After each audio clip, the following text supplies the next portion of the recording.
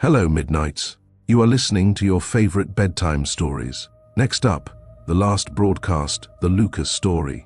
We hope you enjoy our stories.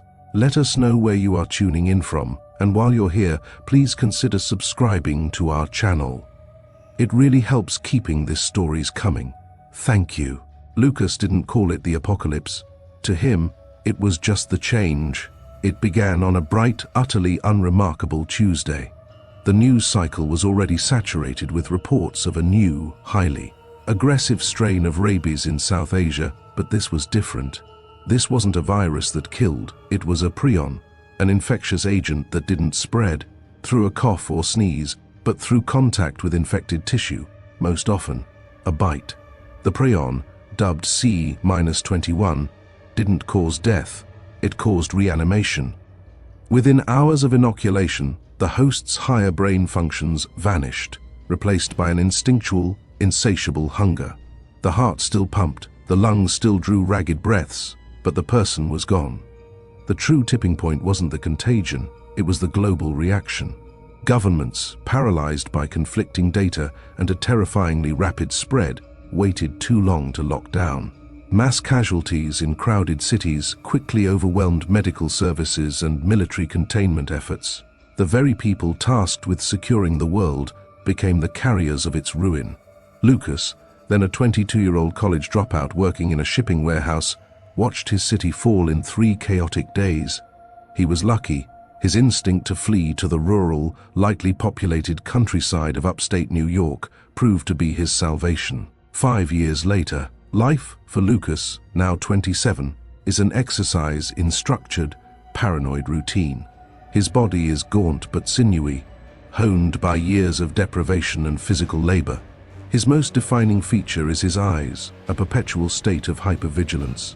His clothing is heavy, patched-up canvas and dark, faded denim, utilitarian colors that blend into the landscape. His home is a repurposed, heavily fortified hunting cabin deep in the woods, surrounded by a double-layered barrier, an outer ring of sharpened wooden spikes, and an inner, head-height chain-link fence topped with barbed wire.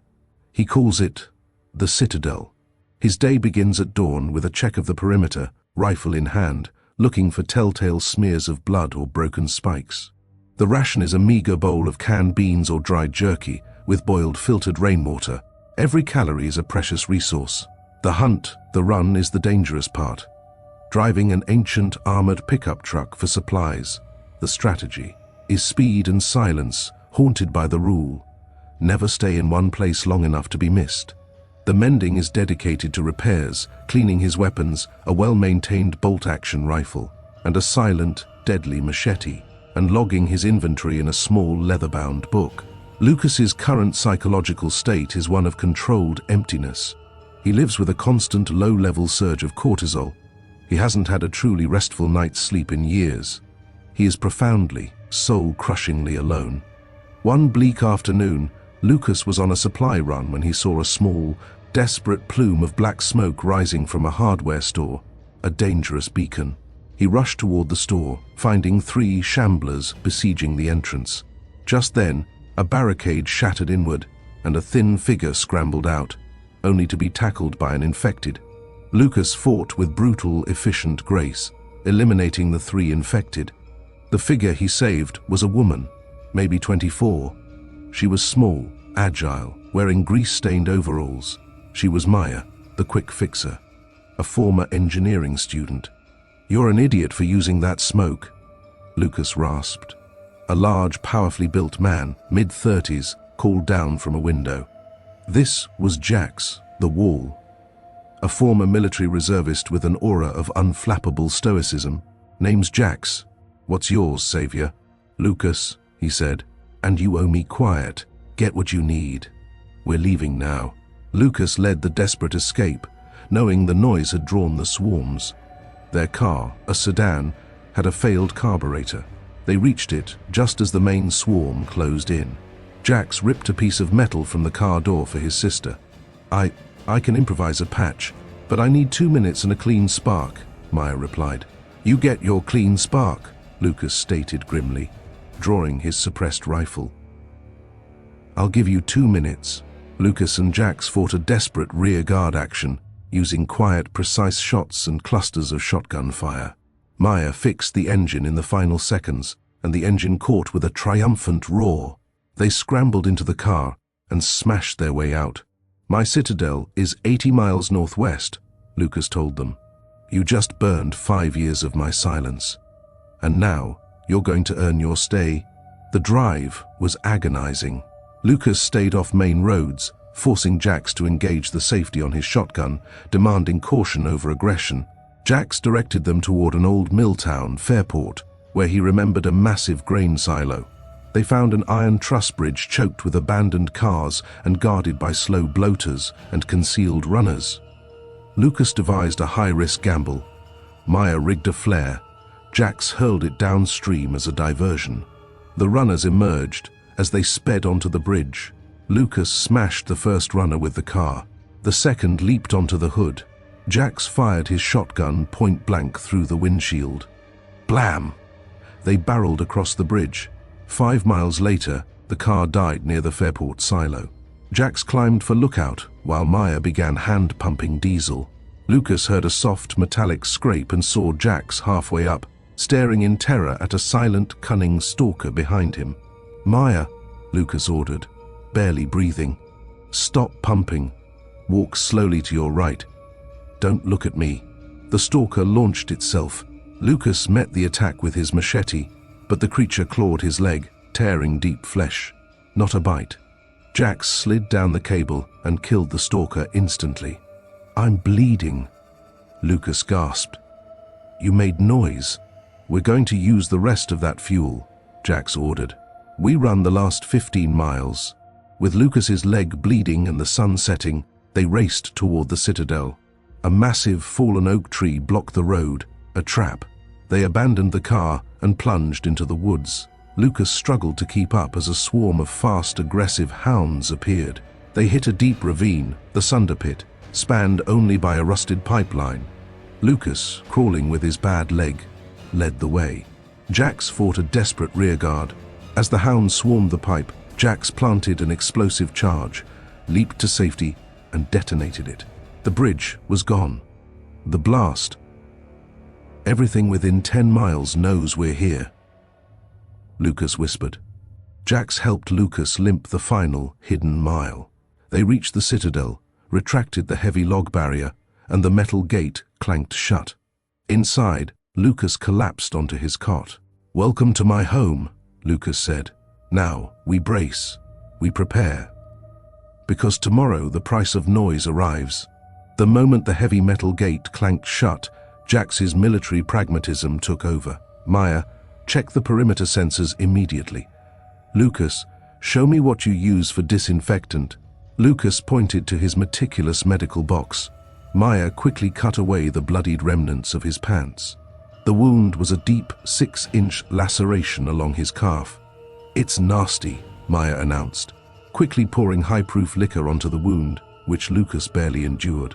"We need to cauterize the worst of it and leave the rest open to drain. No stitching Lucas's way." Jax confirmed the grim reality. "Your iron rule of silence is broken, and you're out of action for at least 48 hours. Despite his injury, Lucas became the operational commander. He directed them to his defenses, the water trap perimeter trenches outside the fence that give a telltale squish. Warning, his stores of flechette rounds for Jax's shotgun, and the hidden exit sub-level cache and escape tunnel. Maya quickly rigged tripwires across the inner fence line, connecting them to tins of pebbles, a low-tech secondary alert system. Jax confirmed their time limit. 2 hours of quiet, maybe less. As profound darkness consumed the woods, Jax took the first watch. Lucas whispered to him, "Why didn't you just leave us?" Jax didn't turn around. "Rule number 1 of the military, you don't leave your medic or your intelligence officer behind," he replied simply. "We don't survive alone anymore. Now, rest. I'll watch your back." Lucas, for the first time, felt the weight of solitude lifted, replaced by the noise and risk of reliance. The initial squish from the water trap, was the inevitable start. "Contact, south perimeter." "Runners," Jax muttered. Lucas, kneeling with his rifle, commanded them to wait for the fence. A pack of 8 runners hit the spike ring and then slammed into the chain link fence, setting off Maya's pebble alarms. Lucas targeted spines. Jax's contained flechette rounds tore through the chain link, minimizing noise. 20 minutes later, the main force arrived, including 2 massive bulldozers that began ripping through the outer defenses. The second bulldozer charged the north gate hinge. The gate shrieked and bent inward. Gate breach. Maya screamed. Lucas hurled a flashbang grenade, a loud, desperate measure to buy time. The blast disoriented the infected. Jax used the moment to switch to his bow, striking down the runners. Lucas, unable to move, threw a canister of repurposed tear gas near the door. The chemical gas caused the bulldozer to seize up. "Now, Jax!" Lucas yelled. Jax drove his heavy combat boot down on the bulldozer's head, crushing the skull against the stone hearth. Silence descended. As dawn broke, they surveyed the wreckage. The outer fence was destroyed. Their position was broadcast. "That was one hell of a welcome party," Jax said. "We don't move," Lucas commanded, his voice regaining its authority. "We rebuild, and we teach them that hitting the Citadel is a costly mistake." Jax, inventory the damage. "Maya, I need you to reinforce the gate with the steel plating from the kitchen pantry. We start now." Lucas was no longer a ghost. He was a leader. The moment the sun cleared the horizon, bathing the wrecked perimeter, in cold, grey light, the 3 survivors were already working. Lucas, despite the throbbing pain that radiated up his leg, was the mastermind, directing the labor from his cot near the firing slit. Jax and Maya were the brawn and skill, executing the plan with ruthless efficiency. The first, loudest task was the hardest, destroying the infected bodies and clearing the debris. Jax, using a heavy canvas tarp, dragged the dead well beyond the tree line and deposited them in a deep, muddy creek bed, far enough to confuse the scent trails and keep the bodies from acting as a grim waypoint for subsequent waves. Maya, meanwhile, focused on the breach. She took the steel plating from Lucas's kitchen pantry, cutting and shaping the metal with a plasma cutter fueled by small, carefully hoarded hydrogen canisters. The hiss and crack of the cutter were loud, ugly sounds that grated on Lucas's nerves, screaming a clear signal to the forest. But they were necessary. "That plating needs to be angled," Lucas called out, his voice sharp with authority. "Make the entrance a funnel. Anything that hits it should slide toward the spikes, not push straight through." Maya nodded, her forehead slick with sweat and oil. "It's ugly, but it's strong. I'm using an interlocking design, bolted directly into the stone foundation. Nothing short of a military vehicle is breaking that hinge point again." Jax reinforced the wooden spike perimeter, replacing the snapped logs with new, heavier timbers. He then doubled down on the water traps, deepening the trenches and lining them with broken glass and tangled wire near the expected points of attack. As the hours passed in a frenzy of noise and labor, the new social dynamics solidified. Lucas had been the lone variable for 5 years. His actions determined his survival. Now, he was forced to trust his life to 2 people whose past failures had, ironically, led them to his doorstep. He had to learn their rhythms. Jax. Lucas quickly realized Jax's skepticism was a form of discipline, not hostility. Jax didn't question if an order was valid, but why it was necessary, forcing Lucas to vocalize his survival logic, a process that made the plans stronger. He was the sentinel, utterly reliable, moving with the quiet competence of a predator, even when wielding a loud hammer. Lucas started referring to the flechette shells as Jax rounds. Maya, she was a whirlwind of necessary chaos. Her engineering mind saw solutions where Lucas only saw scarcity. She discovered that by rerouting the cabin's simple ventilation system, she could create a rudimentary sonic alarm using a small, high-pressure air pump and a tuned whistle, far quieter than the pebble tins and controllable from inside. Lucas, who had never relied on technology beyond his rifle, found himself depending on her ingenuity. During a brief break, while Maya checked the new sonic alarm, Lucas watched Jax sharpening his combat knife. The silence is gone, Jax, Lucas admitted, his voice rough. We've traded 5 years of peace for maybe 2 days of safety. Jax looked up, his expression unreadable. You saved us because we were useful. We saved you because we paid the debt. That's not peace, Lucas. That's a contract. The Citadel is stronger now. You have defenses that can think, and a partner who can move. You're safer than you were alone. Lucas shifted, testing his bandaged leg. The next wave won't be scouts and bulldozers. It will be the entire local population. Then we'll be ready. Jax finished, returning to his knife. Welcome to the noise. As the second watch approached, the heavy work was done. The breached gate was now a steel-plated barricade, the perimeter reinforced, and the air was tense with anticipation. Maya came over to Lucas, handing him a cleaned canteen. I found a few tins of peaches in your pantry, she said softly. I didn't log them. Consider it payment for the pantry plating. Lucas looked at the offering, a sweet, non-essential luxury, a stark contrast to his usual austere diet. You can't do things like that, he said, pushing the tin back. His voice strained. It creates unnecessary expectation. Maya held her ground, her gaze steady. Survival isn't just about rationing beans and counting bullets, Lucas. If all we do is wait to die, we lose. We're here now. And in this small space, we get to be human. That's my rule. She peeled back the lid of the tin. The smell of sugar and preserved fruit hung in the air. Lucas hesitated, then took the tin. The taste was overwhelming, a sudden, blinding reminder of the world before the change. He ate slowly, his guard dropping just enough to acknowledge the shared vulnerability. Don't get used to it, Lucas managed to say, but his voice lacked conviction.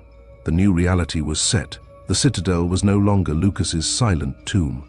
It was a contested, noisy fortress, defended by 3 people bound by blood, necessity, and a shared, desperate fight against the darkness that was already stirring in the woods again. The Citadel was repaired. The defenses were set. But the repair of Lucas's soul, the rebuilding of a man who thought he needed nothing, had only just begun. And the world was about to test his team with fire.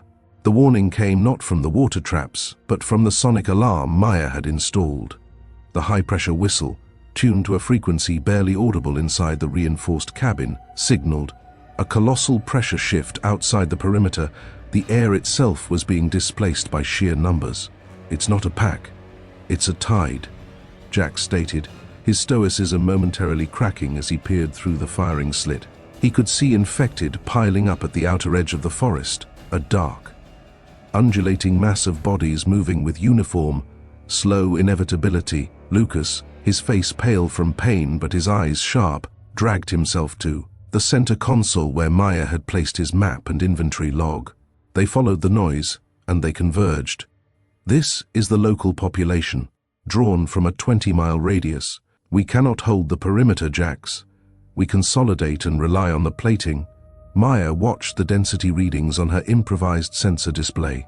They're moving slow, but the pressure points are building near the main gate. The steel will hold, but the foundation won't handle that kind of sustained battering. Lucas made a quick calculation based on their remaining Jax rounds and suppressed rifle ammo. We focus fire on the base of the pile-up. We thin the density before they crush the outer spikes and reach the fence. The air became thick with the sounds of their incoming siege, the collective moan of the slow shamblers, punctuated by the frenetic snapping of the runners they rode piggyback. Lucas ignored the pain and braced his suppressed rifle against the sill. He targeted the shins and knees of the infected pressing the front line. Every quiet shot was a small victory, destabilizing the base of the moving wave. Jax used the precious flechettes sparingly, waiting until a group of 5 or 6 heads were tightly clustered. The shotgun blasts were thunderous inside the cabin, momentarily deafening, but devastatingly effective, carving bloody gaps in the tide. We can't stop them. They're using the dead bodies as ramparts, Maya shouted, firing her hunting rifle at the center mass, trying to disrupt the flow. The outer spike perimeter disappeared, crushed beneath the weight. Then came the terrifying sound of the chain link fence screaming, the stressed metal, tearing, bending, and eventually collapsing under the force of the compressed horde. The collapse of the fence meant the horde was now right against the cabin walls. They could hear the wet, heavy thudding against the reinforced wood, and the horrifying sound of fingernails and teeth scraping the planks. Suddenly, a new sound erupted, a sharp, metallic clang, near the main gate. The steel plating was holding, but the infected were finding the weak point. They found the drainage culvert. They're trying to leverage the door frame. Lucas roared, recognizing the sound of metal twisting. Jax, you have to break the lockup. Use the flashbangs. Jax didn't hesitate. He grabbed 2 flashbangs, opened the top firing slit just wide enough, and tossed them out one after the other. The double blast was catastrophic at point-blank range, killing dozens, instantly and temporarily stunning the thousands behind them. But it also shook the cabin violently, sending dust and debris raining down. "Now, Maya!" Lucas yelled. Maya rushed to a valve near the floor, her final, desperate defense. She turned it, initiating the gas dispersal system she had secretly rigged beneath the porch. A fine, yellowish mist of repurposed herbicide and heavy aerosol shot out along the base of the house, coating the ground. The herbicide, mixed with a highly slick oil, acted instantly. The infected bodies, pressing against the walls, began to slide violently on the slippery surface, losing all purchase. The brief lull from the flashbangs, combined with the sliding chemical base, bought them 30 crucial seconds. "The tunnel. We need to make the tunnel the bottleneck," Lucas commanded. "Jax, fire the last 4 flechettes high into the pile-up. Draw their attention to the roof. Maya, get the demolition charge ready for the back door." Jax emptied his shotgun with 4 deafening, precise blasts into the roof structure. The noise was maddening, drawing the desperate attention of the runners still capable of moving. Lucas looked at Maya. "We can't survive another hour of this. We use the hidden exit and collapse the cabin. Are you sure, Lucas?" "This is 5 years of work," she argued. 5 years of work, or 3 lives, he shot back, crawling toward the loose floorboard near the fireplace. "Open it." Maya, tears streaming from her eyes due to the residual tear gas, pried open the floorboard to reveal the sub-level cache and the dirt mouth of the tunnel. Jax covered the retreat, firing his last few suppressed rounds. "Go, go. I'll be right behind you." Lucas slid into the tight, dirt tunnel, Maya scrambling in after him. Jax threw a final, timed incendiary charge at the reinforced door, designed to melt the plating and seal the exit with a mass of burning molten metal. "See you on the other side, brother," Jax muttered, jumping into the hole and pulling the floorboard shut just as the door was overwhelmed. A heavy, muffled crack echoed through the dirt as the incendiary charge ignited, followed by the sound of the infected bursting into the empty cabin. Then the whole world shook. The roof, damaged by Jax's shotgun blasts and weakened by the bulldozers, finally collapsed, burying the hundreds of infected inside the cabin beneath tons of wood, stone, and the debris of the Citadel. The 3 survivors crawled out of the narrow tunnel exit near the creek bed, covered in dirt and soot, breathing raggedly. They looked back at the smoke rising from the pile of rubble that had been Lucas's fortress. The tide of infected, confused by the sudden silence and the smell of fire, was scattering, milling aimlessly around the smoking ruin. Lucas, relying on Jax and Maya to stand, looked at the ruin of his home. 5 years of solitude, routine, and silence were annihilated in a single, chaotic night. "The Citadel is gone," Lucas whispered, his voice empty. "The Citadel was a place," Jax said, handing Lucas his rifle. "We are the survivors. We have weapons, a medic, and knowledge of the land." Maya gently took Lucas's arm, urging him forward toward the dawn. "We start over, Lucas, but this time, we're not alone." Lucas looked at the 2 of them, the mechanic who valued humanity and the soldier who valued teamwork.